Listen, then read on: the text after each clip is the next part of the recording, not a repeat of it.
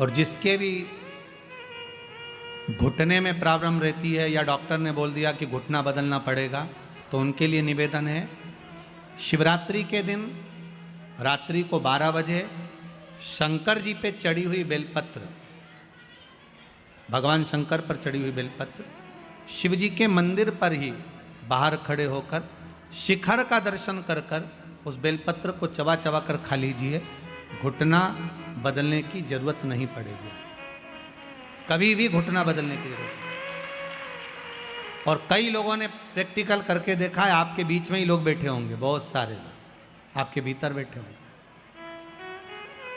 कई लोग बैठे होंगे जिन्होंने उस प्रैक्टिकल को करा होगा, जिन्होंने किया होगा, और कई लोगों को उसका लाभ प्राप्त हुआ होगा, कई लोगों को। अब शिव महापुराण की कथा कर रही है, शंकर का चरित्र का, ओगरदानी मेरे त्रिकालदर्शी की कथा कर रही है। महाराज ब्रह्मा जी से कहा, ब्रह्मदेव, भगवान शिव का नाम बटकेश्वर महादेव पड़ गया, बड़ के पेड़ के नीचे मेरे शंभु मेरे शंकर विराजमान हो गए। आगे जो पावन चरित्र आया है शिव महापुराण का, जैसे आपको वर्णन किया, ब्रह्मा जी ने भगवान शिव से पूछा कि सृष्टि का निर्माण कैसे करना है, वो दर्शन आप कराइए।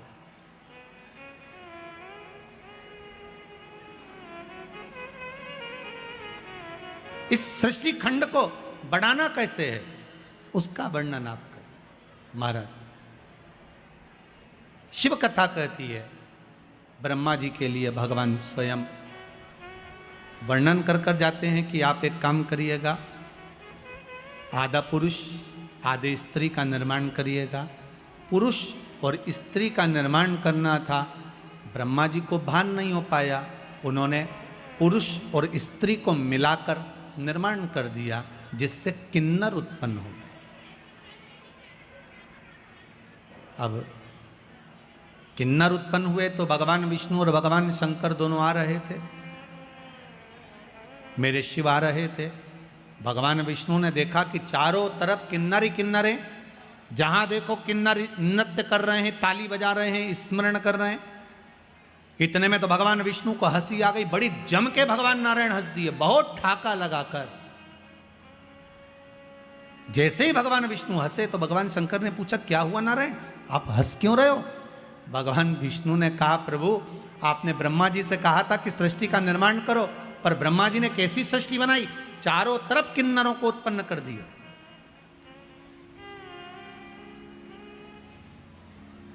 सबसे पहली सृष्टि का निर्माण में किन्नर उत्पन्न हुए थे, इसलिए आज भी शुभ कार्य में, घर के मंगल विवाह में, बच्चों का जन्म होता है, उसमें किन्नर आमंत्रित होते हैं और किन्नरों को कुछ देना पड़ता है।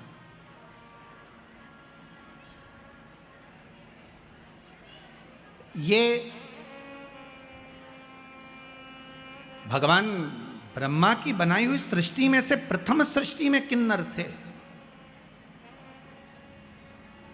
भगवान विष्णु हंस दिए, शंकर भगवान को थोड़ा सा क्रोध आ गया कि ब्रह्मा जी ने निर्माण करा और तुम हंस रहे। शिव महापुराण की कथा कहती है, कभी अंधे को देखकर मत हंसो, कभी लूले को, विकलांग को, चरण नहीं, हाथ नहीं, बहरा है कोई, वाणी से विहीन है कोई, उसको देखकर कभी नहीं हंसना। शिव महापुराण की कथा कहती है, एक जन्म हमको लेना पड़ता उसी के जैसा जिस पर हंसे हैं हम। और भगवान विष्णु को भी लेना पड़ा किन्नर का अवतार, भगवान नारायण को भी किन्नर बनना पड़ा, केवल हंस दिए थे थोड़ा सा। और भगवान विष्णु जो ठहाका लगाकर हंसे, शंकर भगवान ने कह दिया, नारायण आप ब्रह्मा की बनाई हुई सृष्टि पर किन्नरों पर हंसे हो, आपको पृथ्वी पर जाकर किन्नर बनना पड़ेगा, आपको भी किन्नर बनना पड़ेगा। भगवान विष्णु की आंख में से जल बह गया, नारायण रो दिए, शिव आप मुझसे कह रहे हो कि मुझे किन्नर बनना पड़ेगा? हाँ, क्योंकि आप ब्रह्मा की बनाई हुई सृष्टि पर हंसे हो। और आया समय, जिस समय पर पांडव और कौरवों का युद्ध प्रारंभ होना था, कुरुक्षेत्र की भूमि पर जब युद्ध करने के लिए कौरव और पांडव पहुंचे, तो कुरुक्षेत्र की भूमि पर चंडी प्रकट हो गई। कुरुक्षेत्र की भूमि पर चंडी प्रकट हुई और चंडी ने कहा, सुनो कौरव और पांडव, ये भूमि मेरी है। भूमि पर युद्ध करने से पहले कौरवों को अपने परिवार में से किसी एक की बलि देना पड़ेगी और पांडवों में से परिवार में से किसी एक की बलि देना पड़ेगी, तब तो तुम इस कुरुक्षेत्र की भूमि पर युद्ध लड़ सकते हो। अब कौरव तो खुश हो गए क्योंकि हम 100 भाई, एक आध अगर बलि में मर भी गया तो 99 तो बचेंगे। पर दुख तो पांडवों को था, 5 में से एक मर गया तो फिर युद्ध कैसे होगा। भगवान कृष्ण को चिंता व्यापने लगी, टेंशन पड़ गया मेरे ठाकुर को, चिंता व्याप गई, करना क्या है। तब भगवान कृष्ण को याद आया, अर्जुन जिस समय द्रौपदी को विवाह कर कर लेकर आया था, लाकर द्रौपदी को जब खड़ा करा, माता कुंती से कहा, मां देखिए हम क्या लेकर आए, और माता ने कह दिया 5 वही बांट लो। द्रौपदी ने अर्जुन से पूछा क्या बात है। अर्जुन ने कहा तुम्हें 5 पतियों की पत्नी बनना पड़ेगी। द्रौपदी ने कहा मैं पत्नी बनने को तैयार हूं, पर शर्त एक है, मेरे कक्ष में 1 वर्ष में 1 पति रहेगा। अगर दूसरा पति मेरे कक्ष में अगर आ जाता है तो उसको 5 वर्ष के लिए वन भोगना पड़ेगा। अगर मैं 5 पतियों की पत्नी बन सकती हूं तो थोड़ा संकल्प आपको भी लेना पड़ेगा। अर्जुन ने 5 से पूछा, 5 तैयार थे। आज जिस कक्ष में भीम के साथ में द्रौपदी रह रही थी, इतने में एक ब्राह्मण दौड़कर अर्जुन के पास में आए। अर्जुन अर्जुन मेरे पुत्र को सिंह उठाकर ले गया है, मेरे बेटे को बचा लीजिए अर्जुन, जल्दी बचाओ। अर्जुन ने कहा मेरा गांडीव कहाँ है। ढूंढते ढूंढते अर्जुन उस गांडीव को लेने के लिए भीम के कमरे में चले गए, भीम के कक्ष में चले गए। और द्रौपदी ने उसी समय पर कह दिया, सुनो अर्जुन तुम भले गांडीव उठा कर ले जाओ और उस ब्राह्मण के बच्चे को बचा लो, पर तुम्हें 5 वर्ष के लिए वन जाना पड़ेगा। अर्जुन ने कहा मैं स्वीकार करता हूं। 5 वर्ष के लिए अर्जुन वन गए। नागों की कन्या उलूपी के साथ में अर्जुन का विवाह हो गया, एक पुत्र का जन्म हो गया जिसका नाम आरावन था। क्या नाम था? आरावन। पुत्र को जन्म देकर अर्जुन वहीं पर छोड़कर अपने राज्य में आ गए। आज भगवान कृष्ण ने अर्जुन से कहा, अर्जुन पांडवों में से किसी एक की बलि देना है। तू जब वन में गया था तो तेरा एक बेटा हुआ था, उस बेटे को लिया, बलि उसी की चढ़ाएंगे। जाओ, है तो पांडवों का ही, जाओ लेकर आओ। आरावन को लेकर आए। आरावन ने कहा पिताजी चिंता मत करो। उसको नहीं मालूम था कि मेरी बलि चढ़ने वाली है, उसको नहीं मालूम था कि मेरी बलि चढ़ जाएगी। आरावन ने कहा पिताजी चिंता मत करो, युद्ध के मैदान में मैं कौरवों को काट काट कर पटक दूंगा, आप क्यों चिंता करते हो। आए आरावन, भगवान कृष्ण मिलने के लिए गए आरावन से। भगवान कृष्ण ने कहा आरावन आपको मालूम है कि क्यों आए हो। आरावन ने कहा मुझे युद्ध लड़ना कौरवों से। आरावन आपको मालूम नहीं, आपकी बलि चढ़ना है। कौरव और पांडवों में से एक एक बलि जाना है चंडी देवी को प्रसन्न करने के लिए। कौरवों में से एक जा रही है तो पांडवों में से भी एक जाना है, इसलिए आपको लेकर गए हैं, आपकी बलि चढ़ना है। आरावन आपको दुख नहीं होगा। आरावन कहते हैं मैं बलि चढ़ने को तैयार हूं, मरने को तैयार हूं अपने पिता के लिए, अपने परिवार के लिए। पर बात इतनी सी है, मैं कुंवारा हूं। अगर कुंवारा मर गया, मैं कुंवारा हूं, और अगर कुंवारा मर गया तो शिव महापुराण, अग्नि पुराण, पद्म पुराण, विष्णु पुराण, नर्मदा पुराण, लिंग पुराण, नारद पुराण, ब्रह्मवेत्ता पुराण, ब्रह्म पुराण, सारी पुराणें कहती हैं कुंवारी अवस्था में अगर कोई मर जाता है तो ना तो उसकी तिलांजलि होती है, ना उसका तर्पण होता है, ना उसका पिंड होता है, उसकी मुक्ति नहीं होती। कोई गया जी में जा जाकर कुंवारी अवस्था वालों का कितना भी पिंडदान कर दे तो भी उसका मोक्ष नहीं होता। कोई ब्राह्मण को कितना भी भोजन करा दे तो भी कुंवारी अवस्था वालों का मोक्ष नहीं होता। कोई बद्रीनारायण में जाकर ब्रह्म कपाली कर दे तो भी कुंवारी अवस्था में मरने वालों की मुक्ति नहीं होती। तो फिर कुंवारी अवस्था में अगर मैं मर जाऊंगा तो मुझे मोक्ष कैसे मिलेगा। इसलिए मेरा एक विनती स्वीकार करोगे, भगवान कृष्ण ने पूछा क्या? रावण कहता है मेरी शादी कर दो, इसके बाद मेरी बलि चढ़ा दो। भगवान ने मन में विचार करा, कल बलि चढ़ना है, आज ही का दिन बचा है, शादी के लिए लड़की कौन तैयार होगी, फिर भी तैयारी करो। भगवान कृष्ण ने अर्जुन, भीम, नकुल, सहदेव सबसे कहा जाकर ढूंढो, कोई लड़की मिल जाए। चारों तरफ ढूंढा पर कोई लड़की नहीं मिली जिससे विवाह करना था। कौन देगा लड़की? जिस पिता को मालूम है कि कल मरने वाला है, बेटी बेधव्य हो जाएगी, कौन देगा? किसी ने बेटी नहीं दी, किसी ने बेटी नहीं। भगवान कृष्ण ने विचार करा, शंकर भगवान ने कहा था कि पृथ्वी पर जाकर तुम्हें किन्नर बनना पड़ेगा। भगवान कृष्ण आधी रात को किन्नर का रूप रख लिए और रावण से शादी कर ली है। किन्नर का रूप, भगवान कृष्ण ने किन्नर का रूप धारण करा, रावण से विवाह करा। इसलिए आज भी किन्नर मांग में सिंदूर भरते हैं, हाथ में चूड़ी पहनते, पांव में बिछुड़ी पहनते, गले में मंगलसूत्र पहनते। कोई पूछे उनसे कि इनका पति कौन है, तो किन्नरों का विवाह आधी रात को होता है, जैसे भगवान कृष्ण किन्नर बन के विवाह करे थे रावण से। किन्नरों का विवाह आज भी रावण से होता है, आधी रात को होता है। रात को होने के बाद उस घड़े से विवाह कर कर घड़े को सुबह फोड़ दिया जाता है, क्योंकि भगवान कृष्ण सुबह रात्रि को किन्नर बने और सुबह रावण की बलि चढ़ गई, इसलिए उस घड़े को फोड़ दिया जाता। भगवान कृष्ण को भी किन्नर बनना पड़ा। आप किसी विकलांग पर, आप किसी कमजोर पर, आप किसी बहन पर अगर हंसते हो, एक जन्म आप भी तैयार रखिए कि आपको उसका लेना पड़ेगा। क्यों हंसो? अपनी पत्नी को, तीसरा अपने पति को, उसकी मर्जी पड़ेगी वही करेगा। चौथा अपने पुत्र को। आप दुनिया भर में सबको ज्ञान दे दो, कितना ही समझा दो, पर अच्छे से अच्छा व्यक्ति भी इनको नहीं समझा सकता। वो बेचारा बाहर कितना भी सत्ता दिखाए न, घर जाए ना तो तुरंत कह रहे मेरे से फालतू बात करना मत, समझा दे रही हूं मैं, तुरंत वो की क्या, इनके कितना ही समझा। शंकर भगवान तक नहीं समझा पाए थे सती मैया को।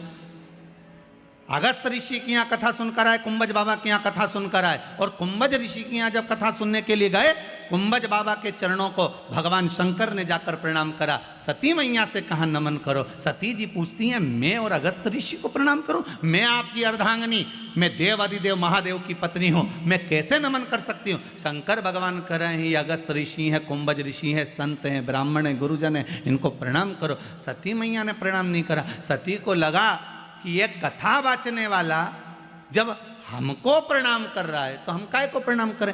कथा वाचने वाले कुंभज ऋषि ने शंकर और सती को प्रणाम किया था, नमन किया था, क्योंकि अगस्त ऋषि को मालूम है वाचने वाले से बड़ा होता है, जम के बोलो, सुनने वाला। सुनने वाला इसलिए बड़ा होता है क्योंकि सुनने वाला जमीन पर बैठता है। जमीन पर बैठता है तो जो जमीन पर बैठे और जिसके पास जमीन ज़्यादा हो उसको लोग जमींदार कहते हैं। तो तुम सब तो हो जमींदार। कथा वाचने वाला चार पाए की चौकी पर बैठता है, इसलिए बेचारा चौकीदार। तो जमींदार बड़ा होता है कि चौकीदार बड़ा होता है? जम के बोलो, जमींदार बड़ा होता है, क्योंकि उसकी मर्जी पड़ी तो पड़ी, बैठा तो बैठा, नहीं तो उठ के वो जाए, वो तो जा रहा है। और जमींदार की मर्जी कहीं कहीं का पाँव भी लंबा कर ले, और कहीं कहीं का जमींदार तो इतना होशियार रहता है जेब में से निकाल के मल भी ले, उसकी मर्जी। और जैसे ही बीच में भजन आए तो फटकी भी दे रहे, और जैसे ही महाराज जी बोले हार हार, वो तो जमींदार है, उसकी मर्जी। पर बेचारा चौकीदार तो जो बैठा पाँव माँव जोड़ के, हाथ पैर जोड़ के कि 3 घंटा एक जगह बैठना है, कथा वाचना है, बच। तो जमींदार बड़ा कि चौकीदार? जमींदार बड़ा। राष्ट्र के 2 चौकीदार हैं, एक भारत की बॉर्डर पर बैठे हैं जिनके हाथ में हथगोले बंदूकें हैं, जो भारत की भूमि की रक्षा कर रहे हैं। और भारत के 2 चौकीदार हैं, एक भारत की बॉर्डर पर बैठे हथगोले बंदूक लेकर, और दूसरे हैं भारत के संत महात्मा कथाकार जो हाथ में रामायण गीता और भागवत लेकर शिव महापुराण लेकर बैठे हैं, वो भूमि की रक्षा कर रहे हैं, ये सभ्यता और संस्कृति की रक्षा कर रहे हैं। ये भी चौकीदार।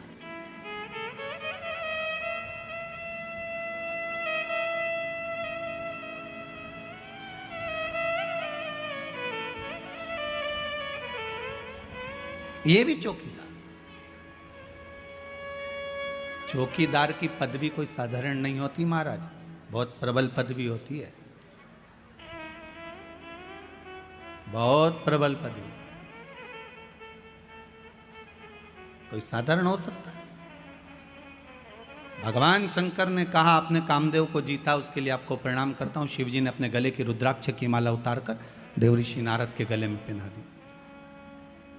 देवऋषि नारद के गले में जैसे रुद्राक्ष की माला गई, नारद जी ने धारण करी, और उस रुद्राक्ष की माला को पहनकर देवऋषि नारद से भगवान शंकर बोल रहे हैं आप कुछ देर बैठोगे नहीं, यहाँ पर विराजमान नहीं होगे?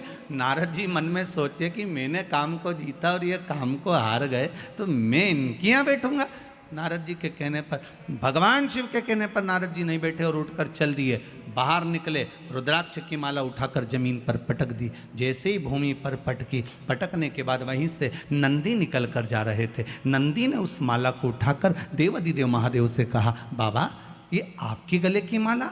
हाँ बाबा आपके गले की माला, और यहां पड़ी है। भगवान शिव ने कहा, नंदी जब देवता के गले की माला भूमि पर पड़ जाए और जिसके माध्यम से पड़ जाए, समझ लेना उसकी उन्नति हो नहीं सकती। आप चिंता मत करो।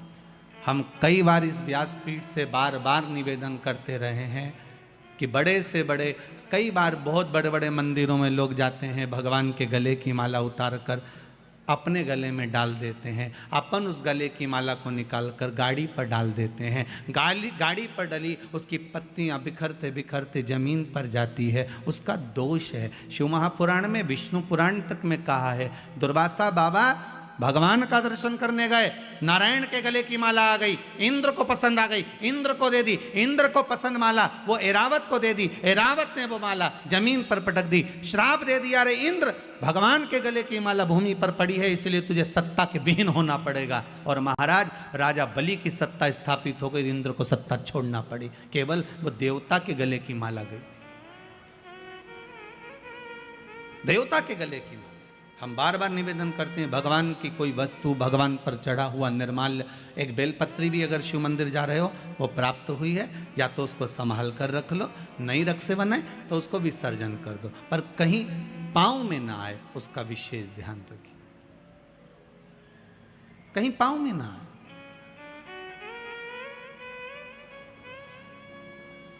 भगवान पर चढ़ा, आज देवर्षि नारद ने जो रुद्राक्ष की माला फेंकी है, उसका भोग नारद जी को भोगना पड़ेगा। और नारद जी यहां से सीधे जब जाने लगे तो भगवान शंकर ने कहा, सुनो नारद, रुको जरा, एक बात और अच्छे से सुनकर जाओ, जो तुमने मुझसे कहा वो महादेव की बात अब ये भगवान विष्णु से मत कहना। नारद जी को लगा, एक तो मैं अच्छे नंबर से पास हो गया, ऊपर से कह रहे हैं कि किसी को बताया भी ना जा कि मेरे इतने परसेंट आए। भगवान ने खूब समझाया देवऋषि नारद को, पर नारद कहां समझते, कहां समझे। एक विद्वान पंडित अपनी पत्नी से कहे, सुनो कल एकादशी है, व्रत कर लेना। पत्नी विश्वास नहीं करेगी, पहले पड़ोसन से पूछ के आएगी, क्यों तू एकादशी कब कर रही है। वो विद्वान है बेचारा, इतना विद्वान की लोग उससे पूछ रहे हैं, पर वो भी पड़ोसन से पूछ रही, तू बता एकादशी कब करे। सबसे ज्यादा दिक्कत होती है वो हरतालिका तीज के व्रत में, तू कब करेगी। हरतालिका तीज का व्रत और माताओं का पूरे मोहल्ले में घूमना, तू कब करेगी, तू कब करेगी। और शंकर जी भी उस दिन इतने व्यस्त रहते हैं, शंकर भगवान से पूछा जाए आज अब कैसे हो, शिव जी बोलते हैं बस मस्त हूँ, पूछो ही मत ही बस। और चारों तरफ से माताएं शंकर जी को घेर लेती हैं, नीचे पाटे पर थाली में शिवलिंग और उसकी पूजन, और पूजन के साथ में फिर शंकर जी पे चढ़ाई हुई सारी वस्तु सब चढ़ाते जा रहे, चढ़ाते जा रहे, चढ़ाते जा रहे। भोलेनाथ जी आराम से बैठे, साथ में पार्वती जी भी बैठी। पार्वती जी बोल रही हैं, भोलेनाथ बहुत कुछ चढ़ा दिया गया है, वजन लग रहा होगा। शंकर जी बोले फालतू बात मत करो, सुबह 4 बजे तक ऐसी बैठी रहो, इसके सिवा अपने को बोलना, अपने को नहीं बोलना बिल्कुल 4 बजे तक। वो तो अच्छा हुआ कि पोथी में सब कुछ लिख दिया कि ये चीज़ चढ़ाना, नहीं तो इनका मन पड़ता तो कद्दू लेके आ जाती बड़ा सारा, वो भी चढ़ा के चली जाती। बड़ा गजब का। सबसे ज्यादा आनंद शंकर जी से पूछा जाए कौन से दिन आता है, तो शिव जी कहेंगे मुझे हरताली का तीज बड़ी पसंद है। शिव जी से पूछा वो क्यों? पार्वती जी ने जो तप करा था, साधना करी थी, उपास करा था, व्रत करा था, पार्वती जी ने ऐसा व्रत करा, ऐसा तप करा, ऐसी साधना करी, उस व्रत से मैं बड़ा प्रसन्न हूं। सबसे ज्यादा प्रसन्न मेरे शंकर हरताली का तीज के दिन होते, सबसे ज्यादा प्रसन्न। और माताओं से निवेदन रहा है, बार बार कहते हैं, आप अगर हरताली का तीज का व्रत नहीं भी करते हो तो भी 5-6 वृक्ष की 7 वृक्ष की पत्तियों को तोड़कर हरताली का तीज के दिन शंकर भगवान को समर्पित कर दो, शंकर जी उस व्रत को स्वीकार कर लेते हैं, इतने प्रसन्न हो जाते हैं मेरे दिल। शिव की प्रसन्नता है हरताली का तीज का। सबसे सरल देव एक ही है, कौन से है? जम के बोलो जरा। देव अधिदेव महादेव, बहुत सरल। बाकी के देवता उनको तो चंदन लगाओ, उपटन लगाओ, कपड़े पहनाओ, आभूषण पहनाओ, ये धराओ वो धराओ, भोग लगाओ। इनके तो कुछ मत धराओ, 1 लोटा पानी, 3 बार ताली, बम बम बोला, अपने घर जाओ। अच्छा, शिव जी के मंदिर में बैठने की भी जगह नहीं होती। राम जी के मंदिर में जाओ तो थोड़ा बैठ जाओ, भगवान विष्णु के मंदिर में जाओ तो बैठ जाओ, शंकर जी के मंदिर में बैठने की भी जगह नहीं होती, क्योंकि लोग पानी इतना ढोल के जाते, साड़ी भी बचा के चलना पड़ती है। तो शिव जी कहते हैं मेरे पास मत बैठो, मेरे पास बैठकर समय बर्बाद मत करो। मेरा ओघड़दानी, मेरा महादेव, देव अधिदेव महादेव कहते हैं, मैं जिसकी आराधना में लगा हूं, शंकर राम की आराधना करते हैं, राम शंकर की आराधना करते हैं। आपसे भी शिव जी कहते हैं आप भी उसकी आराधना में डूब जाओ, समय बर्बाद मत करो, ये समय बड़ा कीमती है, क्यों इसको छोड़ रहे हो, क्यों इसको बर्बाद करो। नारद जी पहुंचे भगवान विष्णु के यहां। भगवान विष्णु से देवऋषि नारद ने जाकर कहा, श्रीमन नारायण। भगवान विष्णु ने एक बार भी नारद जी से नहीं कहा कि बैठो, क्योंकि शंकर जी ने बैठने का कहा था तो नहीं बैठे थे, तो भगवान विष्णु क्यों बोले कि बैठो। नारद जी ने जाते से ही कहा, प्रभु मैं नारद। भगवान कहते मैं जानता हूं, जिस कामदेव को भगवान ने नहीं जीता, देवाधिदेव महादेव ने नहीं जीता, उस कामदेव को देवऋषि नारद ने जीता। आपको मालूम है, भगवान विष्णु की आंखों से जल बहने लगा, नारायण रोने लगे। नारायण को लगा कि ये तो डूबा, मुझे भी डुबा दिया, क्योंकि शास्त्र कहता है निंदा करने वाला और निंदा सुनने वाला, इन दोनों में महापापी कौन होता है? सुनने वाला। निंदा कर रहे थे नारद, सुन रहे थे भगवान विष्णु, तो महापापियों की गिनती में नारायण को भी आना पड़ा और रो पड़े। लक्ष्मी जी पास में खड़ी थी। माता लक्ष्मी ने पूछा, नाथ क्यों रो रहे हो? भगवान कह रहे हैं, इस देवऋषि नारद ने मुझे महापापियों की गिनती में खड़ा कर दिया। क्यों? निंदा करी है नारद जी ने भगवान शंकर की, सबकी निंदा करते चल जाता, पर देवाधिदेव महादेव की निंदा सहन नहीं होती। जिसने दुनिया को केवल दिया है, उससे लिया नहीं, तो उसकी निंदा कैसे सुन सकते? उसकी निंदा कैसे सुने? प्रभु तो रो क्यों रहे हो? भगवान ने कहा, देवऋषि नारद ने निंदा करी। शंकर जी की निंदा करने वाला, भगवान की निंदा करने वाला पशु का मुख लगता है, और निंदा सुनने वाले को भी पशु का मुख लगता है। नारद जी ने तो अपनी गति बिगाड़ ली। ये नारद को तो बंदर का मुख लगेगा, पर मैंने निंदा सुनी है इसलिए मुझे घोड़े का मुख लगेगा। भगवान विष्णु का एक अवतार हुआ, हयग्रीव अवतार, जिसमें भगवान को घोड़े का मुख लगा कि नहीं लगा? घोड़े का मुख, मुझे घोड़े का मुख लगेगा, और वो देवऋषि नारद के कारण लग रहा है। ये देवऋषि नारद के चक्कर में लग रहा है, ये घोड़े का मुख। रो रहे हैं भगवान। भगवान देवऋषि नारद से बोले, नारद जी आपने कामदेव को जीता मानते हैं, पर आपके ये शब्द नहीं निकलना थे कि आपने शंकर भगवान जिस कामदेव को नहीं जीते उसको हमने जीता है। आपने ये क्यों बोला? आपको ये नहीं बोलना था। आपने ये बोला, ये श्रेष्ठ नहीं। आप ये बोले हो, ये श्रेष्ठता नहीं है महाराज, ये गलत आपने संबोधन कर दिया, ये संबोधन श्रेष्ठ नहीं महाराज। और जब सुना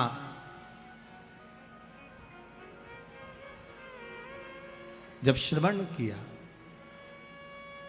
हमारे बीच में आदरणीय संत महोदय का आगमन हुआ है, एक बार जोरदार ताली बजाकर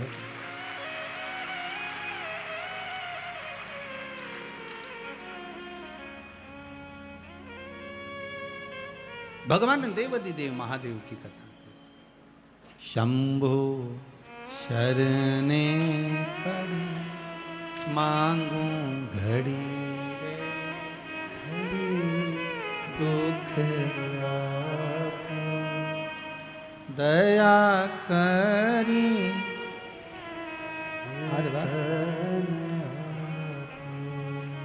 दया करी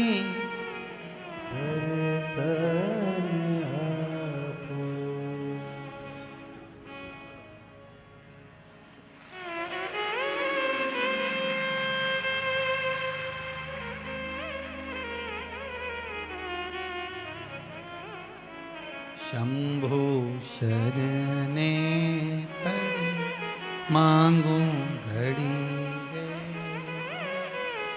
दुख दया करी ने दया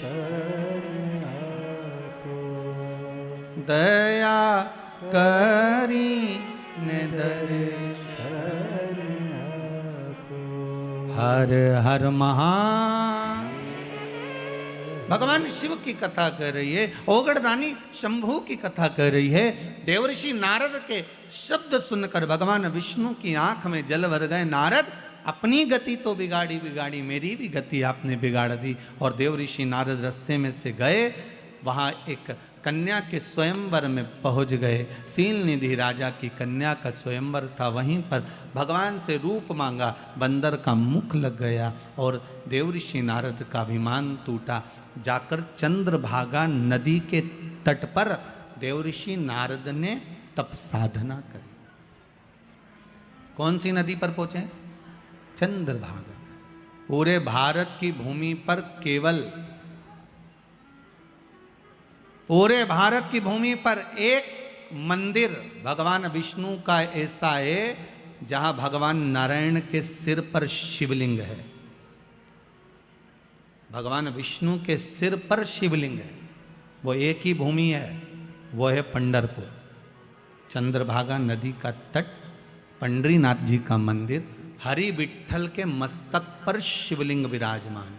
जैसे शिवलिंग का पूजन करते हो, जलाधारी वगैरह सब है, ऐसी पंडरीनाथ हरि विठ्ठल के सिर पर शिवलिंग, जलाधारी सब विराजमान। पूरी भारत की भूमि पर एक ही मंदिर। चंद्रभागा के तट पर देवर्षि नारद ने तप करा। शंकर भगवान से विनती करी, भोलेनाथ आइए। तब बाबा विश्वनाथ, भगवान शंभु ने आकर दर्शन दिया। मांगो क्या चाहिए? भगवान नारायण भी सामने आकर खड़े हो गए। प्रभु, आपको मेरे मंदिर में प्रवेश करना है। भगवान कहे, इतनी भीड़ कैसे आऊंगा? भगवान नारायण ने अपने मस्तक पर भगवान शंकर को विराजमान कर लिया। कितना प्रेम होगा देवताओं में, भगवान विष्णु, भगवान शंकर, भगवान ब्रह्मा में। पर हमने उनमें भेद कर दिया, ये राम वाला, वो कृष्ण वाला, वो जगदम्बा वाला, वो शिव वाला, हमने भेद कर दिया।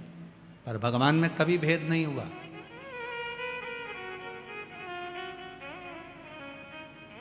भगवान में कभी भेद नहीं। ब्रह्मा विष्णु सदा जानत। ध्यान दीजिएगा, यहाँ शब्द लिखा है, जिनके मन में भेद होता है वो नहीं जान सकते कि ये तीनों एक है। ब्रह्मा विष्णु सदा जानत प्रणवाक्षर के ओम अक्षर के यह तीनों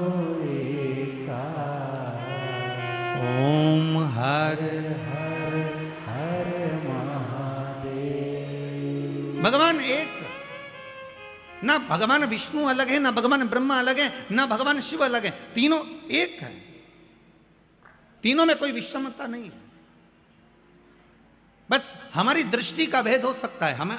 हम जैसा चश्मा लगाएंगे वैसा ही तो हमको दिखेगा। हम पहले भी आपको कहें, काला चश्मा लगाओगे सब काला दिखेगा, लाल चश्मा लगाओगे सब लाल दिखेगा, पीला लगाओगे तो पीला दिखेगा।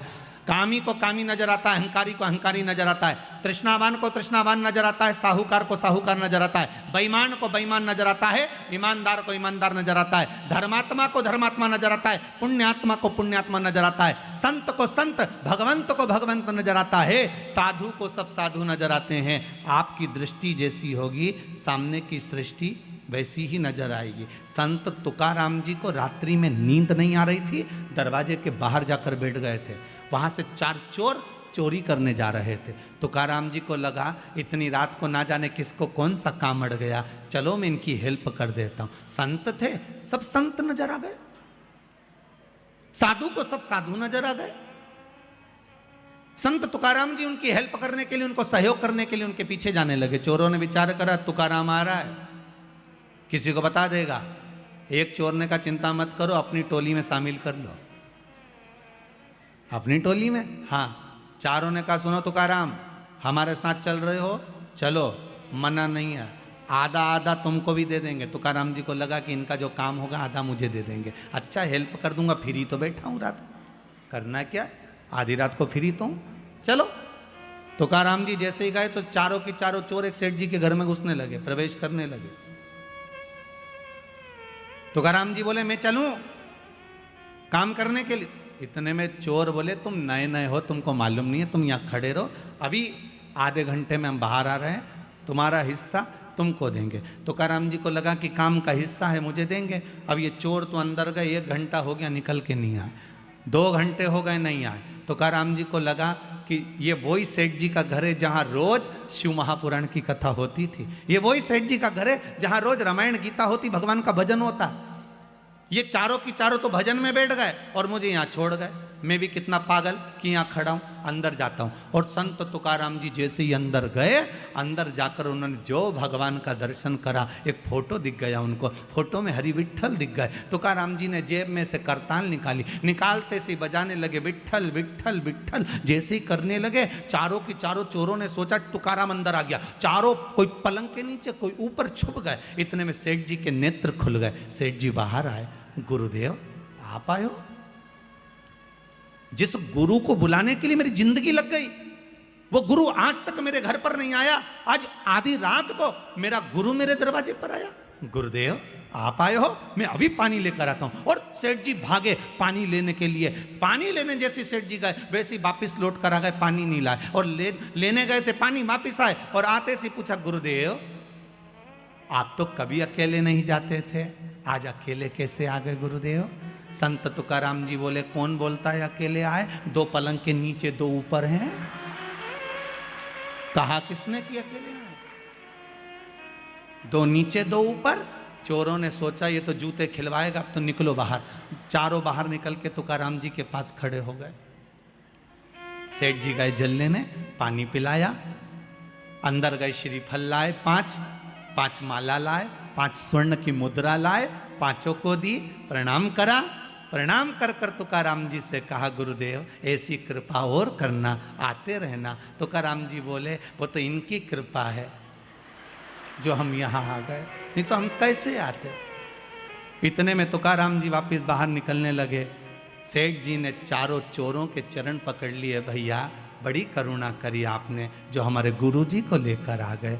इतने में चोरों की आंखों से जल बह रहा था। बाहर निकलकर संत तुकाराम के चरण चोरों ने पकड़ लिए और कहा गुरुदेव जब जब पकड़ाते थे जूता खा कर आते थे, आज जिंदगी में पहली बार पकड़ाए, गले में माला पहनकर आए हैं, बड़ी कृपा है आपकी।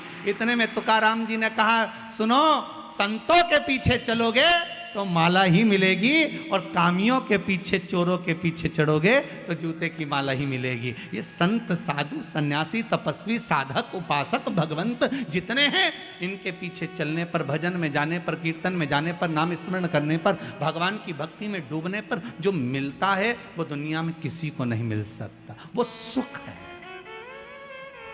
वो सुख है।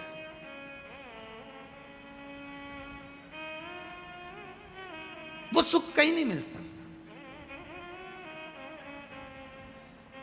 मैं कहने में पीछे नहीं हटूंगा। आदरणीय श्री कैलाश जी विजयवर्गीय जी विराजमान हैं, कहीं मेंदोला जी भी बैठे होंगे, श्रीरमेश जी मेंदोला। कहने में पीछे नहीं हटूंगा। आपके क्षेत्र के जितनी भी विधानसभाएं होंगी इस इंदौर क्षेत्र के अंतर्गत, कहीं भोजन भंडारे और कथा भागवत इतनी होती कि नहीं होती, वैसे तो बहुत कम सुनने को मिलती है, पर आपका जो क्षेत्र है, जिस क्षेत्र के अंतर्गत कथा चल रही है, इस क्षेत्र के अंतर्गत जिस व्यक्ति से पूछो वो एक ही बात कहता है कि हमारे क्षेत्र के जो विधायक हैं और आदरणीय कैलाश जी हैं या रमेश, अच्छा एक बात और बड़े प्रेम से बोलते हैं, दादा हैं तो वो जो कथा करवाते हैं, जो कथा के बाद में या अन्य समय पर कथा नहीं भी होती, भोजन भंडारे जो होते हैं बड़े सादगीपूर्ण होते हैं। और उस सादगीपूर्ण भंडारे में एक भंडारे ने विश्व रिकॉर्ड तोड़ा है। मैं तो उस भंडारे में नहीं पहुंचा था, पर खबर पूरे भारत में है। वो है पितृ पर्वत पर श्री हनुमान जी के विराजमान होने का। उस भंडारे ने शायद विश्व रिकॉर्ड तोड़ दिया, सारे रिकॉर्ड तोड़ दिए। और एक ऐसा तीर्थ इंदौर नगर को दिया है, जीव रहे ना रहे, हम रहे ना रहे, परंतु वो तीर्थ अजर और अमर हो गया है। ऐसा तीर्थ आदरणीय श्री कैलाश जी विजयवर्गीय जी ने, मेंदोला जी ने और इनके साथ की जो टीम है उसने जो प्रदान करी है, उसके लिए बहुत बहुत साधुवाद है। वो बहुत बहुत अच्छी एक पहल और एक आनंद, बाबा की कृपा सुख देने के लिए। और हो संतों के पीछे चलना। तुकाराम जी की कथा कहती है, यहां भगवान विष्णु का चरित्र कर रहा है, देवऋषि नारद का अभिमान तोड़ दिया गया। भगवान नारद जी का अहंकार था, अभिमान था, वो टूट गया। बानर का जो मुख लगा था वो छूट गया, भक्ति में लीन हो। शिव की भक्ति साधारण नहीं है। जितने जितने हमारे यहाँ पर जैसे कहते हैं ये ब्राह्मण है, ये माहेश्वरी है, ये अग्रवाल है, ये ताम्रकार है, ये स्वर्णकार है, ये चौरसिया है, ये वर्मा है, जैसे हमारे यहाँ कहते हैं ये सेन है, ये चर्मकार है, ये दर्जी समाज से है। हमारे यहाँ कहते हैं इन सब के जितने भी पुराने पुराने गुरु हुए हैं, उन गुरुओं को उठाकर देखना। जितने भी इनको वंश में रहे हैं वो सब शिव के उपासक रहे, शंकर के उपासक। शिव की आराधना के बिना कुछ मिला ही नहीं है। जितने मिले महाराज, भगवान राम जी के दो पुत्र लव और कुश, भगवान कुश की 34वीं पीढ़ी में, भगवान कुश की 34वीं पीढ़ी में श्री अग्रसेन महाराज का जन्म हुआ था, जिससे अग्रवाल समाज की वंश की उत्पत्ति माना गया। 34वीं पीढ़ी में। और श्री वल्लभ सेन जी जो श्री अग्रसेन जी महाराज के पिता हैं, वल्लभ सेन जी, उनकी जो धर्मपत्नी थी भगवती देवी जी, विदर्भ की थी। विदर्भ से दो माताएं हमारे यहाँ आई थी, एक सूर्यवंश में, एक चंद्रवंश में। सूर्यवंश में वल्लभ सेन जी की जो धर्म पत्नी है वो विदर्भ की है भगवती माता जी, और विदर्भ से ही श्री रुक्मणी माता जी जो भगवान कृष्ण की धर्म पत्नी है। ये दो विदर्भ से आई।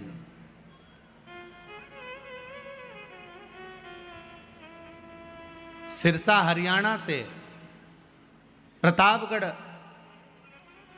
हिसार से ये अग्रसेन महाराज जी के पिता वल्लभ सेन जी निवास करते थे, और उनके जो विवाह संबंध हुआ था वो भगवती देवी जी से हुआ था। तो भगवती देवी जी जो विदर्भ से आई थी, उनके मन में एक भाव जागृत हो गया था कि मैं सूर्यवंश की बहू, राम जी के वंश में 34वीं पीढ़ी में, कुश के अंतर्गत 34वीं पीढ़ी में हमारा जन्म हुआ है, हम यहां आए हैं, क्यों ना राम जैसा पुत्र मेरे घर में उत्पन्न होना चाहिए। तो उन्होंने वल्लभ सेन जी से निवेदन करा था कि मेरे गर्भ से जो संतान हो वो भगवान की भजन करने वाली और जगत का कल्याण करने वाली हो, ऐसी कोई संतान हो। तो भगवती देवी जी ने जब अपने पति वल्लभ सेन जी से निवेदन करा, तो वल्लभ सेन जी ने कहा एक काम करना, शिव की आराधना करना, शंकर का भजन करना। और वल्लभ सेन और माता भगवती देवी ने दोनों ने जब शंकर की आराधना करी, स्वयं शंकर भगवान ने आकर कहा कि तुम्हारे गर्भ में जो बालक होगा वो राम जैसा ही कीर्तिवान होगा, कोई साधारण नहीं हो सकता। और मां भगवती के गर्भ से जो बालक हुए वो अग्रसेन जी हुए।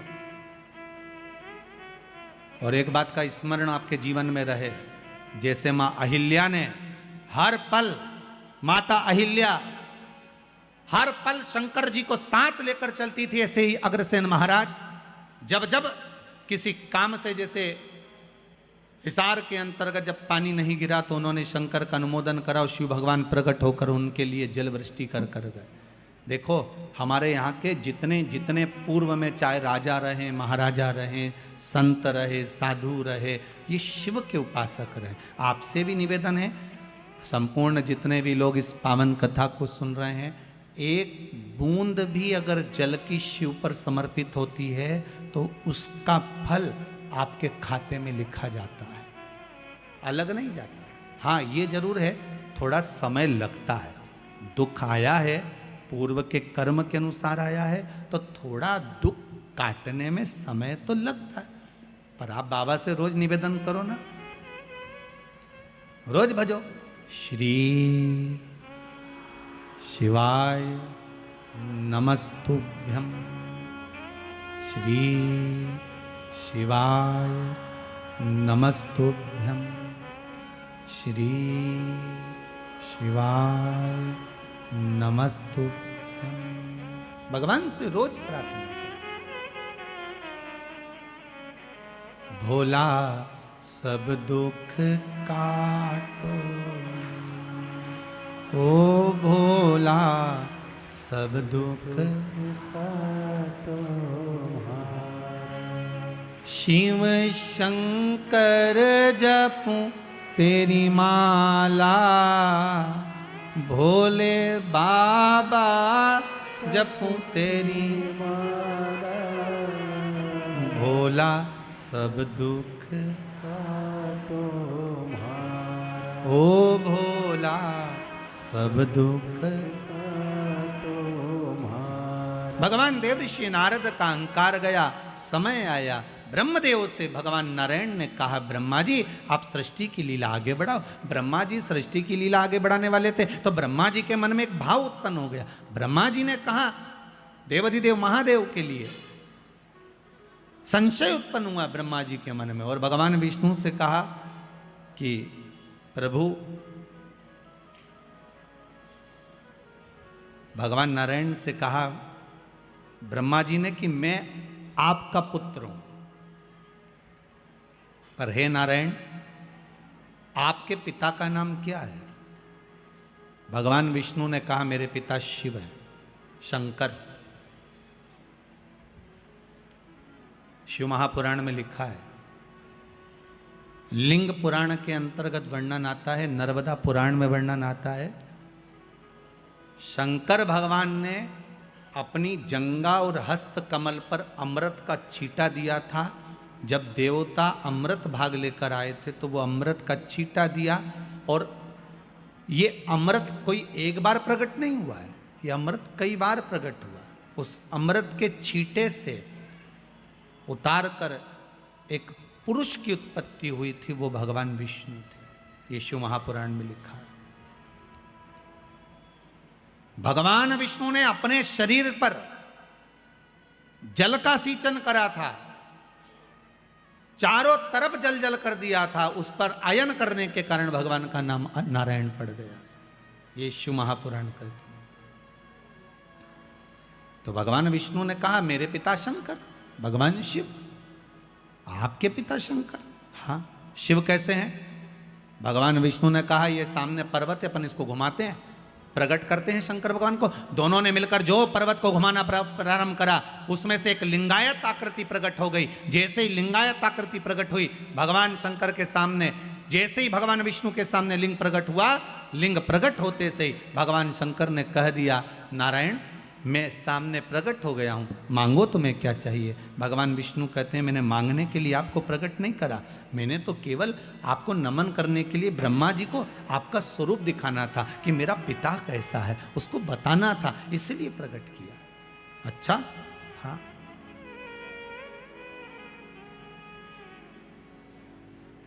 मैंने आपको इसलिए प्रकट किया।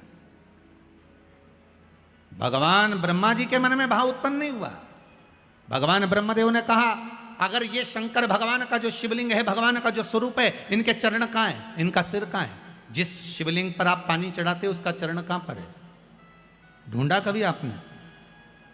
जिस शिवलिंग पर आप जल चढ़ाते हो उसका सिर कहां पर है? ढूंढा कभी आपने? इस शिवलिंग का चरण कहां है? इस शिवलिंग का सिर कहां पर है? पता करो जरा। भगवान ब्रह्मा जी ने कहा नारायण मुझे बताओ इनका सिर कहां है, इनका चरण कहां है? भगवान शंकर का स्वरूप कहां है? भगवान कहने लगे, विष्णु जी बोले, नारायण बोले, आप बताओ क्या करना है? भगवान ब्रह्मा जी ने कहा एक काम करो, मैं जाता हूं शिवलिंग के सिर पर, आप जाइए शिवलिंग के चरण पर। पता करना है कि भगवान शंकर के चरण कहाँ हैं और सिर कहाँ है। भगवान विष्णु ने मना करा, मैं जानता हूं चरण नहीं मिलेंगे, ना सिर मिलेगा ना चरण मिलेंगे, पर नहीं माने, चले गए, जाते गए, जाते गए, जाते गए। भगवान नारायण पताल में जाते गए और भगवान ब्रह्मा आकाश में जाते गए। शिवलिंग बढ़ता चले गया, ब्रह्मा जी को शिवलिंग का छोर नहीं मिला। अंत में ब्रह्मा जी हार गए। सामने केतकी का पुष्प मिला, केतकी के फूल को ब्रह्मा जी ने उठा लिया। उठाकर ब्रह्मदेव ने बोला, एक केतकी के फूल पुष्प तुम मेरे साथ नीचे चलो, भगवान विष्णु के सामने जाकर कह देना ब्रह्मा जी को भगवान शंकर का सिर मिल गया। केतकी का फूल बोला, मैं काय को झूठ बोलूं? व्यक्ति झूठ जब बोलता है जब उसका कोई फायदा होता है, और एक झूठ अगर व्यक्ति ने बोल लिया तो उसको फिर झूठ पर झूठ बोलना पड़ता है। जैसे बटन लगाते हैं ना लोग बात, अब हमारे पास तो बटन वाली शर्ट भी नहीं तो बता देते, हमारे पास तो बद्दी वाली है। बटन जो लगाते हैं ना, एक बटन अगर गड़बड़ लग गई है तो पूरी शर्ट की डिजाइन बिगड़ गई है। एक झूठ अगर गड़बड़ बोल दिया है तो तुम्हारी जिंदगी की भी डिजाइन गड़बड़ हो गई है, ध्यान रख लेना। इसलिए बटन सही लगे, एक बटन गड़बड़ है तो दूसरी भी गड़बड़ लगेगी, दूसरी गड़बड़ है तो तीसरी भी गड़बड़ लगेगी, तीसरी है तो चौथी भी गड़बड़ लगेगी। इसलिए सही बटन लगाओ, झूठ पर मत जाओ। राम नाम जम के तो बोलो, राम नाम सत्य है, सत्य को जीवन में उतारने का प्रयास करिए। सबसे ज्यादा प्रिय शंकर जी को सत्य ही है, बोलो सत्य। पर आज के जमाने में सत्य बोल दो तो लोगों को बुरा लग जाए। गुरु जी सत्य बोल दो, सत्य है। केतकी के फूल ने कहा मेरा भला क्या होगा अगर मैं झूठ बोलूंगा तो? भगवान ब्रह्मा जी ने कहा सारे देवताओं पर तुझे चढ़वाऊंगा, सुगंधित बनाकर रखूंगा, चल। केतकी मान गई। आगे चले तो सामने से गौ माता निकल कर जा रही थी। गाय को देखा, ब्रह्मा जी ने कहा गौ माता रुको तो, इधर आओ। गौ माता आई। ब्रह्मा क्या बात है? गौ माता जी ने कहा, ब्रह्मा जी बोले तुम हमारे साथ चलकर नीचे एक बार भगवान विष्णु के सामने कह दो कि ब्रह्मा जी को सिर मिल गया, शिवलिंग का सिर मिल गया ब्रह्मा जी को, आप चलकर कह दो। गौ माता ने कहा मेरा फायदा क्या है? ब्रह्मा जी बोले घर में सबसे पहली रोटी बनेगी तो तुम्हारे को ही दी जाएगी। व्यक्ति का फायदा होता है तब वो झूठ बोलता है। गौ माता ने झूठ कह दिया, ठीक है चलो। ब्रह्मा जी नीचे आए, भगवान विष्णु ने पूछा, ब्रह्मदेव आपको भगवान शंकर का सिर मिल गया? ब्रह्मा जी बोले, नारायण पहले आप बताओ कि आपको भगवान के चरण मिल गए? भगवान विष्णु ने पहला ही शब्द सत्य का बोल दिया कि मुझे शंकर भगवान के चरण नहीं मिले। अब एक बार सत्य बोल दिया तो फिर झूठ बोलने की बात ही नहीं। जिस दिन शंकर भगवान ने भगवान ब्रह्मा के सामने, शिवजी के सामने सत्य बोला था, उस दिन से भगवान विष्णु का नाम सत्य नारायण पड़ गया। क्या नाम पड़ा? सत्यनारायण। अब पूछोगे गुरुजी ये कथा कहाँ से ली है कि भगवान विष्णु का नाम सत्यनारायण पड़ा? तो स्कंद पुराण में सत्यनारायण जी की कथा को निकालना, उसमें लिखा है भगवान नारायण ने एक बार सत्य कहा था भगवान शंकर जी के सामने कि मुझे चरण नहीं मिला, तो भगवान विष्णु का नाम सत्य नारायण पड़ गया। अब भगवान विष्णु ने कहा, ब्रह्मदेव आपको शंकर भगवान का सिर मिल गया? ब्रह्मा जी बोले, हाँ मिल गया। ना मानो तो केतकी के फूल से पूछो। जब तुम सत्य बोल रहे हो तो प्रमाण देने की जरूरत क्या है? सत्य को प्रमाण चाहिए क्या? नहीं। प्रमाण किसको चाहिए? असत्य को। असत्य को प्रमाण।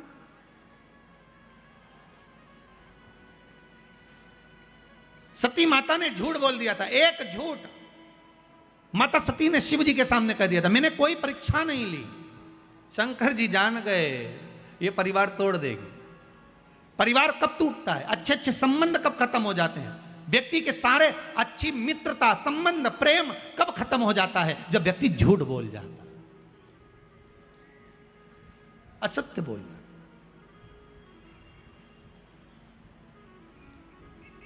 केवल एक झूठ के चक्कर में माता सती ने अपना पूरा परिवार नष्ट कर लिया, शिव के करीब नहीं जा पाई। एक झूठ ने सती माता को शिव से दूर कर दिया, असत्य बोल दी। अब आज माता भगवान ब्रह्मा जी ने कहा, मेरे को भगवान विष्णु का, भगवान शंकर का सिर मिला है। शिवलिंग में से आकाशवाणी हो गई, ये ब्रह्मा झूठ बोल रहा है, झूठ बोल रहा है। ब्रह्मा जी बोले, आकाशवाणी झूठी है, ना मानो तो केतकी के फूल से पूछ लो। भगवान विष्णु ने केतकी के फूल को हाथ में लिया और पूछा, बोल केतकी, क्या ब्रह्मा जी को सिर मिल गया शंकर भगवान का? केतकी का फूल बोला, हाँ ब्रह्मा जी को भगवान शंकर का सिर मिल गया। भगवान शिव जी की आकाशवाणी हो गई केतकी के पुष्प। तू झूठ बोल रहा है? हे केतकी के पुष्प, मैं तुझे श्राप देता हूं, सारे देवताओं पर तू चढ़ेगा पर शंकर पर कभी नहीं चढ़ेगा। अगर एक केतकी का पुष्प शंकर पर चढ़ गया तो 1000 गौ हत्या के बराबर दोष लग जाता है महाराज। इसलिए केतकी का फूल सारे देवताओं पर चढ़ता है पर शंकर पर भूल से नहीं चढ़ता, कभी भी केतकी का पुष्प नहीं चढ़ेगा। मैं तुझे श्राप देता हूं कि तू मुझ पर कभी नहीं चढ़ सकता। 1000 गौ हत्या के बराबर दोष है केतकी का फूल अगर शिव पर चढ़ जाए। ब्रह्मा जी बोले, आकाशवाणी झूठी है, ना मानो तो आप गौ माता से पूछ लो।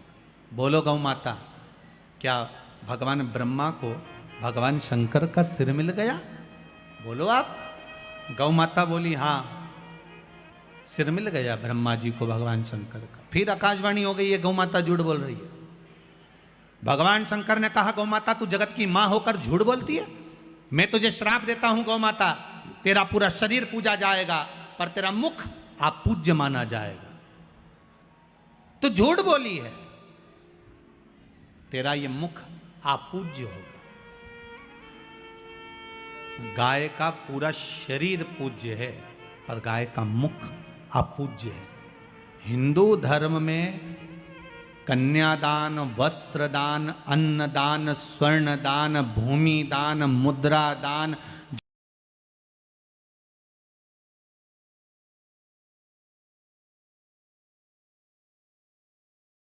पकड़कर करना पड़ता है, गाय के आगे से कभी गौदान। मेरी प्रीत ना टूटेगी भोले बाबा से, मेरी प्रीत ना टूटेगी।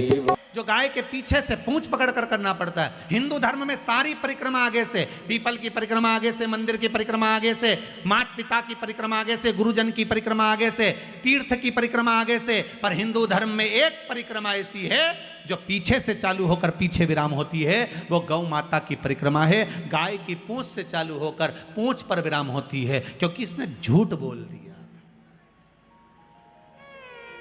और केवल एक बार झूठ नहीं बोला है गौ माता ने, 2 बार बोला। राम जी जब बन गए, फाल्गु नदी के तट पर भी गौ माता ने झूठ बोल दिया था। सीता जी का श्राप लग गया, तुम झूठ बोल रही। इसीलिए हमारे हिंदू धर्म में ऐसा नियम है, गौ माता के लिए अलग से पात्र रखा जाता है। पहले अगर आप लोग राजस्थान साइड में कभी गए होगे, मारवाड़ में कभी गए होगे, तो आप लोगों ने ध्यान दिया होगा, घर के बाहर पत्थर का इतना बड़ा कुंडा रखा रहता था। उस कुंडे में भोजन ले जाके डालते थे, गाय उसे खाती थी। घर के पात्र को झूठा नहीं करने देते थे,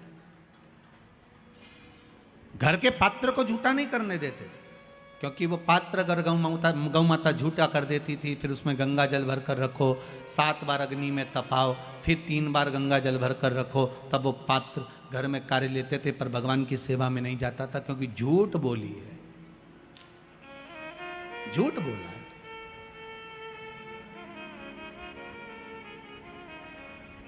और देखिए, वही गौ माता जिसने झूठ बोला, वही गौ माता शंकर से बाद में निवेदन करती है कि दुनिया के लोग मुझे पूछेंगे नहीं, आप कृपा कर दो।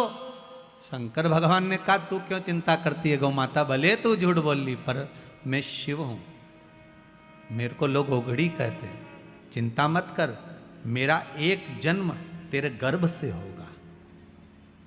गौ माता, तेरे गर्भ से जन्म लूंगा, तू क्या चिंता करती है। और आप सबने कथा सुनी होगी, गौ माता जब अपने पुत्र मनोरथ को दूध पिला रही थी, गाय जब अपने बेटे मनोरथ को दूध पिला रही थी, तो कामधेनु गाय जब दूध पिला रही अपने पुत्र मनोरथ को, तो वो दूध का फेन उड़ गया था, उड़कर वो शंकर भगवान के ऊपर चले गया था। शिव जी के ऊपर जैसे ही गाय के दूध का फेन गया, झूठा फेन चले गया, जाते से ही शंकर भगवान उठकर खड़े हो गए। गौ माता को लगा कि भोलेनाथ मेरे पुत्र को मार देंगे। शंकर जी ने इशारा करा, गौ माता ने मुख को खोला और तेज श्वास ली। श्वास लेते से ही शंकर भगवान को गाय निगल गई। शिव जी गौ माता के पेट में जाकर बैठ गए। 7 रात्रि तक भगवान शंकर गौ माता के पेट में बैठे रहे। अब जरा ध्यान दीजिएगा, जिस गौ माता के पेट में शिव बैठे हैं, उस गौ माता के पेट में आप लोग जो भोजन पॉलीथीन में डालकर बाहर पटक देते हो, गाय वो खा जाती है, और वो पॉलीथीन गाय के पेट में जाती है, वो कैंसर बना देती है। जरा विचार करिए, गौ माता को कितना कष्ट होता हो, कितना। तो 7 रात्रि तक भोलेनाथ माता गौ माता के उदर में बैठे रहे, पेट में बैठे रहे। जब गाय के पेट में मेरा भोलेनाथ बैठा रहा, हाहाकार मच गया। शिव कहाँ गए, ढूंढने के लिए प्रयास करा गया। अथक प्रयास माता पार्वती जी ने करा, तब मालूम पड़ा कि गौ माता निगल गई शिव जी को। तब गौ माता से प्रार्थना करी गई, और गाय से प्रार्थना कर कर गौ माता के उदर से भगवान शंकर को प्रकट करा गया। गौ माता ने कहा, मेरा पुत्र नंदी बनकर आप प्रकट हो, और शिव जी नंदी ध्वज बनकर प्रकट होते हैं, स्वयं नंदीश्वर बनकर।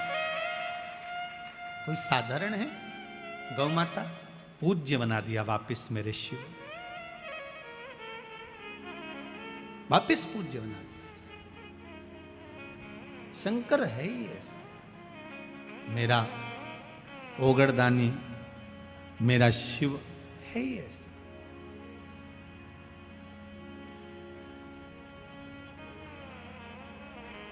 बेलपत्री में ये जो 3 पत्तियां होती हैं, कभी कभी 5 पत्ती की भी बेलपत्र होती है, कभी कभी 6 पत्ती की भी होती है, 4 पत्ती की भी होती है।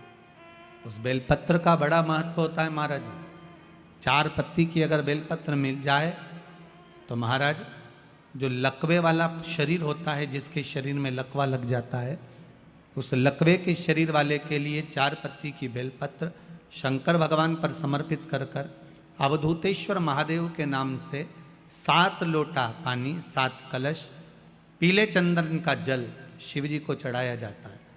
4 पत्ती की बेलपत्र को वापस उठाकर लाते हैं, उसको धोकर जो लकवे का शरीर वाला मरीज होता है धीरे धीरे उसको चूर कर उस बेलपत्र को खिलाना प्रारंभ कर देते हैं। धीरे धीरे शरीर उसका काम करने लगता है। जिसको लकवा लगा हो वो प्रयोग कर सकता है। इसी बेलपत्र की जो नीचे की 2 पत्तियां होती हैं, इन 2 पत्ती के लिए पहले भी वर्णन करा, इन पत्र में भी है।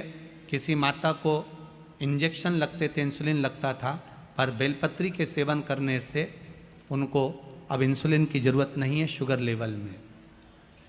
बेलपत्री की जो पत्ती होती है नीचे की दोनों पत्तियां, इस पर केसर से आप चंदन का तिलक, केसर का तिलक लगा लें।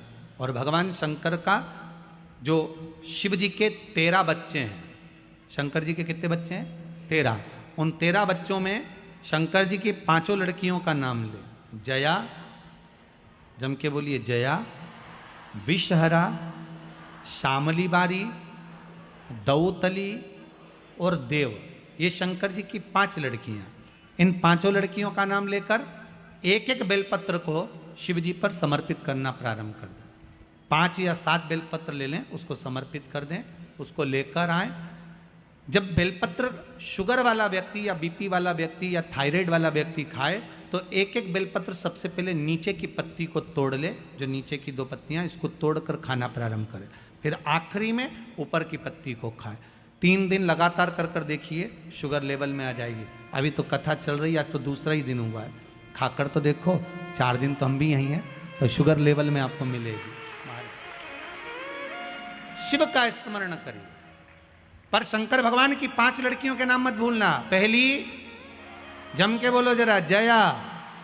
दूसरी, विषहरा। तीसरी, श्यामली बारी। चौथी, दौतली। और 5वीं, देव। ये शंकर भगवान की 5 लड़कियां हैं जो औषधि का काम करती हैं। शिव जी की ये 5 लड़कियां औषधि प्रदान करती, साधारण नहीं है।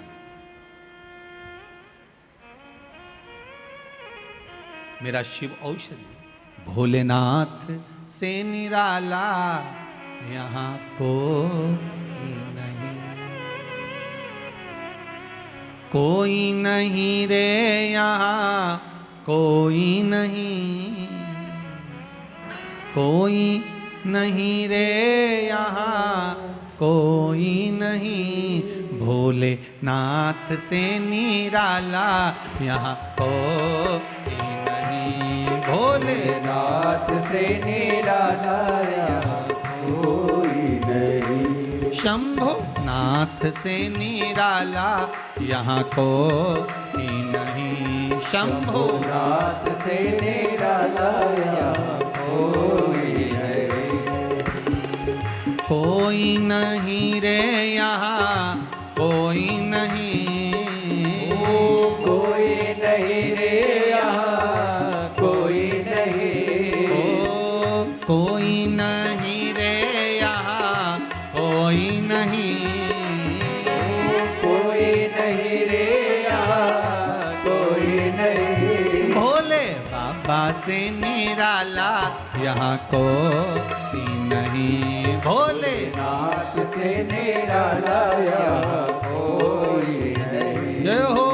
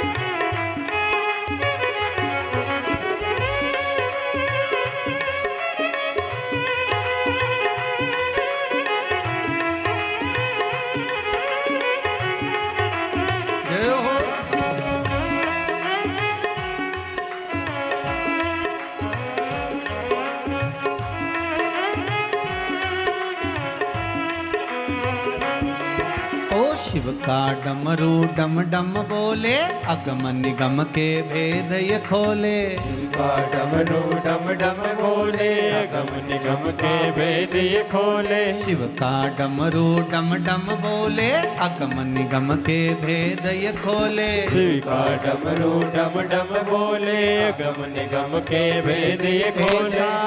डमरू बजाने वाला कोई नहीं, ऐसा डमरू बजाने वाला कोई नहीं। प्रभु वो अपनी पुरातन है, उसका भी स्मरण करिए, पर प्रयास करो कि बाजार से कोई नए देवता की मूर्ति ज़्यादा एकत्रित नहीं करना। आज के ज़माने में बड़ी बड़ी परेशानी है। जिस तीर्थ में जाते हो वहाँ से मूर्ति लेकर आ जाते हो। बद्रीनाथ जी घूमने गए तो बद्रीनाथ जी को लिया, द्वारका जी गए तो बोलते जाओ जरा, द्वारका जी को लिया, जगन्नाथ जी गए जगन्नाथ जी को लिया। इतने सारे देवता घर में रखे हैं। अब भगवान की पूजन हो रही नहीं हो रही, थोड़ी बहुत पूजन हुई, थोड़ी बहुत नहीं हुई। अब छोटी जगह में, अब जैसे आप लोग हो, अगर पास पास में आप लोगों को बिठा दिया जाए तो परेशानी होती कि नहीं होती? जम के तो बोलो जरा, होती है ना। अब तुम्हारा इतना बड़ा तो मंदिर घर के अंदर, कितना बड़ा मंदिर, छोटा सा तुम्हारे घर में मंदिर, इतने बड़े मंदिर में वहीं शंकर जी बैठे, वहीं राम जी बैठे, वहीं कन्हैया जी बैठे, वहीं लड्डू गोपाल, वहीं पर लक्ष्मी जी, वहीं पर दो गणेश जी, वहीं पर सारे देवी देवता। बद्रीनाथ गई तो उनको भी लाया, जगन्नाथ गई उनको भी लाई, रामेश्वर गई उनको भी लाई, सारे देवता वहीं इकट्ठे। और सुबह से उठ कर गई, इतनी सी शक्कर ले गई। अब इतनी सी शक्कर भगवान के सामने रख दी और आरती उतार दी। अब सारे देवता आपस में सोच रहे कि तुम खाओगे कि हम खाएंगे। इसलिए शास्त्र कहता एक साधे सब सधे, सब साधे विश्राम। एक को साध लो, सब हो जाए। हमारे देवाधिदेव महादेव को जो जल चढ़ाते हो ना, 33 कोटि देवताओं को वो जल प्राप्त हो जाता है। ब्रह्मा भी उसी में है, विष्णु भी उसी में है, इंद्र भी उसी में है, देवी भी उसी में है, देवता भी उसी में, सब उसी में विराजमान। कहीं हमें भटकना नहीं है उसको ढूंढने के लिए, सब उसी के भीतर विराजमान। एक बेलपत्री का पत्ता, मात्र एक बेलपत्री का पत्ता, जिसके भीतर ब्रह्मा भी है, विष्णु भी हैं, शिव भी हैं, और इस बेलपत्री के बीच वाली पत्ती से लेकर जहां 2 पत्तियां रहती हैं, उस पत्ती के बीच में जो गैप होता है डंडी का, इसमें 64 योगनियां भी हैं। 64 योगनियां देवियां भी इसके अंतर्गत विराजमान है। और उस डंडी के नीचे जहां 2 पत्ती है, इस 2 पत्ती के नीचे की जो लंबी डंडी रह जाती है, इसमें 33 कोटि देवताओं का भाग है। उस डंडी के नीचे जो छोटा सा एक मोटा सा भाग रह जाता है, कई बार आप लोगों ने बेलपत्री को तोड़ा होगा तो नीचे एक मोटा सा भाग रह जाता है, महाराज उसके अंतर्गत सारे तीर्थों का भाव जागृत रहता है। उस बेलपत्री को केवल साधारण ना समझे, शिव को अगर समर्पित कर रहे हैं तो वो संपूर्ण उसी के अंतर्गत, संपूर्ण।